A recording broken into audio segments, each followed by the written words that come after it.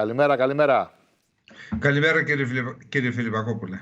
Λοιπόν, για πείτε μου σας παρακαλώ, πώς βλέπετε, 5 μέρες μείνανε και σήμερα για τις εκλογές στην Τουρκία.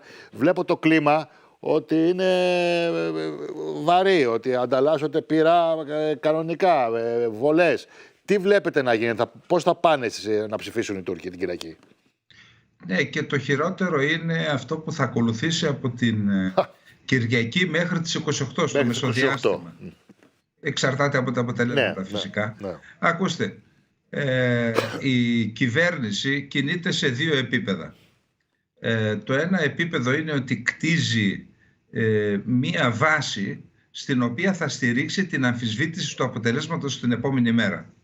Δηλαδή έχουμε σοβαρότατες δηλώσεις από τον Υπουργό Εσωτερικών, τον Σουλεϊμάν Σοϊλού, ο οποίος θεωρεί ότι αυτές οι εκλογές με τον τρόπο που διεξάγονται, δηλαδή με την υποστήριξη στον Κιλισδάρογλου, των Κούρδων και των Γκιουλενιστών, τους οποίους η Τουρκία θεωρεί συλλήβδιν όλους τρομοκράτες, αλλά και με την υποστήριξη της Δύσης, πρωτοσέλιδο του Economist, πρωτοσέλιδο δημοσίευμα της Washington Post, πρωτοσέλιδο στο Spiegel και από άλλα περιοδικά της Δύσης, τα οποία παίρνουν καθαρά θέση υπέρ της ανατροπής του Ερντογάν και υποστηρίζουν τον Κιλισδάρογλου.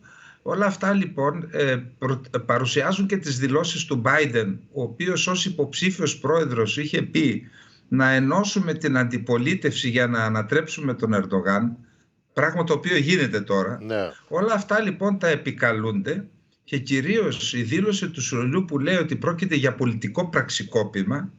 Αυτά λοιπόν χτίζουν ένα υπόβαθρο πάνω στο οποίο πιθανόν να στηρίξουν την άρνηση παράδοσης εξουσίας. Δεν θα αναγνωρίζουν το αποτέλεσμα. Είναι πολιτικό πραξικόπημα, δεν το αναγνωρίζουμε.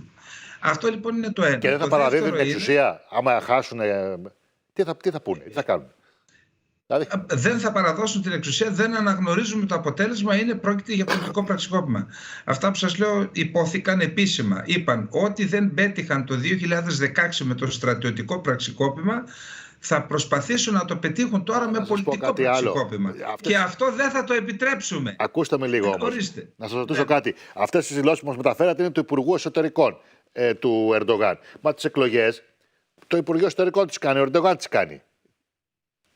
Ακριβώς, επειδή έχει τα στοιχεία λοιπόν, είναι ο καθήλυνα αρμόδιος υπουργός, επειδή έχει τα στοιχεία και αυτό και τα... Τώρα, υπάρχει και ένα άλλο επίπεδο το οποίο παρατηρούμε προεκλογικά, το επίπεδο της σύγκρουσης και της πόλωσης. Ακριβώς. Σημαντικότερο επεισόδιο ήταν αυτό που έγινε στο Ερζερούμ. Σε μια προγραμματισμένη προεκλογική συγκέντρωση του Εκρέμ Ιμάμογλου. Ξέρετε, στην Τουρκία έχουν μια παράδοση, έχουν διασκευάσει ορισμένα λεωφορεία στα οποία επιβαίνει ο υποψήφιος, γιατί είναι 81 νομοί. Ναι. Και μιλάμε για πόλεις αμέτρητες. Τι κάνουν λοιπόν? Προγραμματίζουν 2-3 εκδηλώσεις την ημέρα για να μην κάνουν εξέδρες. Έχουν μετασκευάσει τα λεωφορεία και μιλάνε τα οποία είναι εξέδρα. Μάλιστα. Ανεβαίνουν πάνω, έχουν τα ηχητικά, τα αναπτύσσουν στο λεωφορείο. Ναι. Πήγε λοιπόν το λεωφορείο μετά τη Σεβάστια, πήγε στο Ερζερούμ και στο Ερζερούμ είχαν μεταφερθεί με λεωφορείο, με 2 λεωφορεία παρακρατική των γκρίζων λύκων από την Άγκυρα, παρακαλώ. Ενώθηκαν με παρακρατικούς στο Ερζερούμ, περίπου 150 άτομα, 200, με πέτρες και με ξύλα μετέφεραν στους παρευρισκομένους και στο ίδιο το λεωφορείο. Είδα με τα μάτια μου, σε ζωντανή μετάδοση το έβλεπα, χτύπησαν 9 ανθρώπους, τραυματίστηκαν 9 άνθρωποι. Μάλιστα. Έφαγε πέτρες και ο Ιμάμογλου. Και στην ουσία τον φυγάδευσαν, διέκοψαν την εκδήλωση, τον φυγάδευσαν και γύρισε με αεροπλάνο πίσω. Έχουμε και άλλες. Άρα ήταν πλήρως οργανωμένο. Δεν ήταν ότι έγινε κανένας καυγάς. Ήταν οργανωμένο κανονικά. Από το κράτος. Από αυτούς οι οποίοι θα αμφισβητήσουν. Το περίεργο είναι ότι η αστυνομία δεν απέτρεψε, ήταν παρούσα, δεν απέτρεψε. Ναι. Στη συνέχεια προέβησε συλλήψεις, έπιασε 10 άτομα, τα οποία την άλλη μέρα τους άφησε ελεύθερους. Τώρα, έχουμε και την δήλωση του Ερντογάν, έχει πει και αυτός πολλά, αλλά αυτό που είπε προχθές, ότι δεν θα παραδώσουμε τη χώρα σε μεθύστακες και σε πότες. Σε πότες. Λοιπόν, εντάξει, αυτά και το είπε για τον Κιλισδάρογλου, ο οποίος είναι Αλεβίτες, στους οποίους Αλεβίτες δεν απαγορεύεται το αλκοόλ. Αρκεί να σας πω, επειδή έχω ζήσει στην Τουρκία, ξέρετε, στην Τουρκία όταν λένε πάμε να πιούμε, δεν εννοούν πάμε να πιούμε ένα ποτήρι όπως το κάνουμε στην Ελλάδα και άλλο. Όταν λένε πάμε να πιούμε, πάμε να μεθύσουμε είναι. Και οι Σουνίτες λίγο πριν πάνε για το ναμάζι ή και μετά αδειάζουν τα μπουκάλια το ρακί και γίνονται... Μάλιστα. Θέλω να πω, αυτό είναι μια μεγάλη υποκρισία, αλλά παίζει με τα συναισθήματα των συντηρητικών στρωμάτων της τουρκικής κοινωνίας και θα έλεγα ότι είναι και η έσχατη κατάπτωση του πολιτικού λόγου ακόμα και για την Τουρκία. Τώρα είδα μια δημοσκόπηση χθες ή προχθές όπου παραμένει να έχει βραχία κεφαλή όμως ο Κιλισδάρογλου σε σχέση με τον Ερντογάν, αλλά νομίζω ότι δεν θα του δώσει αυτά που χρειάζεται και θα πάμε σε δεύτερη Κυριακή, έτσι δεν είναι? Λοιπόν, ακούστε ποιο είναι το κρίσιμο. Το κρίσιμο είναι το εξής. Τι αποτέλεσμα θα έχουμε στη Βουλή. Δηλαδή, εάν η συμμαχία του Ερντογάν, που είναι στην ουσία Ερντογάν και Μπαξελή, γκρίζιλι, ΑΚΠ και γκρίζιλι, και πάρει πάνω από 300 έδρες στο κοινοβούλιο και έχει την πλειοψηφία, τότε αυτό θα παίξει πολύ σημαντικό ρόλο στον δεύτερο γύρο στις επαναληπτικές εκλογές για την Προεδρία. Διότι θα επικαλεστούν τα κέντρα του Ερντογάν την πολιτική αστάθεια. Δηλαδή, αν έχω εγώ τη Βουλή και δώσετε στον Κιλισδάρογλου την Προεδρία, δεν θα μπορέσει να κυβερνήσει. Γι' αυτό ψηφίστε με να πάμε να συνεχίσουμε. Θα παίξει αυτό. Είναι ένας πολύ κρίσιμος παράγοντας, εκτός και αν έχουμε εκλογή από την πρώτη Κυριακή, που δεν αποκλείεται ο Κιλισδάρογλου να εκλεγεί από την πρώτη Κυριακή. Γιατί βλέπουμε τις τελευταίες μέρες, τα τελευταία 24 ώρα, τα ποσοστά του Μουαρέμ Ιντζέ, ο οποίος, για όσους δεν το γνωρίζουν από τους τηλεθεατές μας, ο Μουαρέμ Ιντζέ ήταν ο προηγούμενος υποψήφιος πρόεδρος απέναντι στον Ερντογάν στις προηγούμενες εκλογές.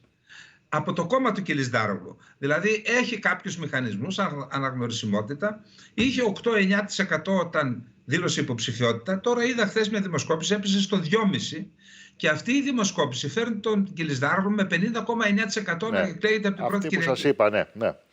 Άρα, εάν όντως η ψήφη του Μουαρέμ Ιντζέ με κάποια συμφωνία με τον Κιλισδάρογλου, εννοώ ανταλλακτική συμφωνία, με μεγάλα ανταλλαγή, η Μουαρέμ Ιντζέ μέχρι την Κυριακή απελευθερώσει, αποδεσμεύσει.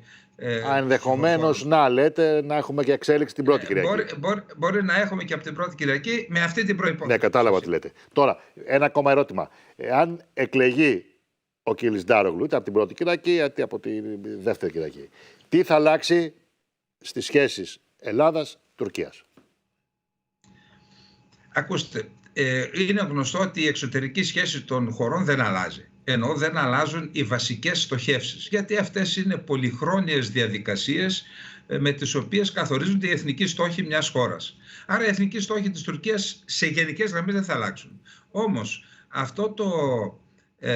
οι τρεις πυλώνες της τουρκικής εξωτερικής πολιτικής επί Ερντογάν, παντουρκισμός, πανισλαμισμός και νεοοθωμανισμός, αυτούς τους πυλώνες θα τους εγκαταλείψει ο Κιλισδάρογλου. Θα τους εγκαταλείψει.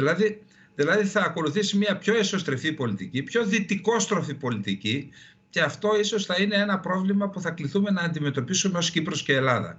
Δηλαδή, εάν στραφεί προς την Ευρώπη σε μια διαδικασία επιδιόρθωσης, αν θέλετε, των σχέσεων με τη Δύση, αυτό θα προϋποθέτει και κάποια ανταλλάγματα από τη Δύση. Και τα ανταλλάγματα, κύριε Φιλιππακόπουλε, εκτός από την Ευρωπαϊκή Ένωση που μπορεί να είναι η επέκταση τελωνιακής ένωσης και η Βίζα, κατά τα άλλα τα ανταλλάγματα θα πρέπει να τα καταβάλει η Κύπρος και η Ελλάδα. Και εδώ θα πρέπει να είμαστε έτοιμοι να αντιμετωπίσουμε τέτοιες καταστάσεις. Νομίζω ήδη χτίζεται αυτό το αφήγημα. Επίσης θα έχουμε και ένα άλλο πρόβλημα. Τώρα περνούσαμε τις εθνικές μας θέσεις στην Ουάσιγκτον και στις Βρυξέλλες και στο Βερολίνο με αρκετή ευκολία. Λόγω της δυστροπίας του Ερντογάν απέναντι αυτόν τον κέντρο. Εάν λοιπόν τώρα αλλάξει αμανέ ο Κιλισδάρογλου, για να πούμε και έχουν και ένα κανονικό συνομιλητή. Ναι, τότε αντιλαμβάνεστε ότι θα έχουμε μια δυσκολία να περνάμε τις θέσεις μας. Κατάλαβα πώς το λέτε. Κύριε Καλυτερίδη, σας ευχαριστώ πολύ.